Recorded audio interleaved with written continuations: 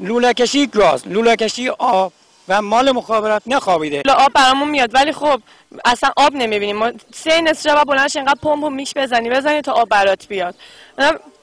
ممنونم. آب اونجور از اون آباست که حالا مزه‌ش هم حالا خودتون میدونید چه مزه‌ای میتونه داشته. اهل کدوم روستا هستید؟ بسم الله الرحمن الرحیم. ضمن عرض سلام و خسته نباشید خدمت جناب عالی و همکاران بزرگوارتون و با عرض تسلیت به مناسبت ایام فاطمیه و حتی حرمت حرمین شریفین عسکرین، بنده اهل روستای محمودآباد کهنه و عشایری شترخوار. عزیزان درخواست دارم به این ملت هیچ فرق نمیکنه. ما هم برادر کوچیک اینا هستیم، اینا هم خواهرای اونا هستن. بقول یه پیرمرد پدرونه. خود شما چه درخواستی دارید؟ من درخواست آب دارم. من درخواست آب دارم.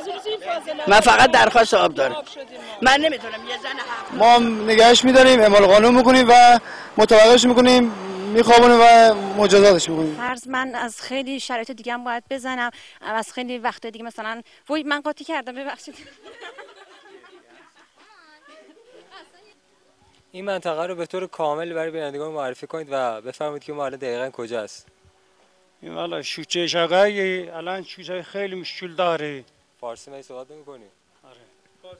فارسی صحبت. آره دیگه خیلی مشکل داره. این شوچه دیدید چجوریه الان؟ لجن خونه ها الان تکمیل شده یا نه؟ 40%. بسم الله الرحمن الرحیم. اشکال خودشونو جمع کنن بریزن تو یه مشنبه، وقتی میرن بیرون یه جای امن برن بریزن که دیگه زیاد کثیف نباشه. مردم ما مردم خوبی هستن، خیلی هم آدم خوبی هستن و خوبی از خود شما نباشه، ولی اینا رو این قربانی، آیا شما میدونید 27 خرداد ماه چه روزی هستش؟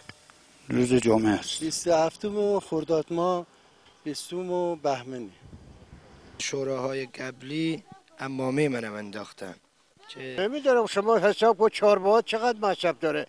این آبم چیز غذا میذاره، غذا نمیپزه، نمیدونم علتش چیه. ما 120 من حقوق میگیریم. آبش دیرپزه. آره دیرپزه. سر کوچه خودمون دیدم در حیاتمون کمی بازه، خانومم پشت در تو حیات نشسته و مهمونایم که اومدن همه خوابن، اشاره کرد به من بیا. یه نفر هول شد رفت داد، بقیه ندارن که بدن، حالا باید چیکار کنن؟ شما اینو با ما بگید. باقی هول نشن نده. بله. نگیم غیبت نکنیم، تهمت نزنیم، مال مردمو نخوریم، حجابمون رو رعایت کنیم، جایی که نباید نشون نامحرم بدیم ندیم. برای خانوما خیلی سنگین‌تر شده، چون جنگ الانی که ما داریم جنگ پشت هستش، قبلا روبرو بوده، جنگ روبرو راحت‌تر هست. مایه‌ای که یک کشور داره، ما از اونا میتونن از ما استفاده بهینه کنن، ما اجازه میدیم این استفاده رو از ما کنن.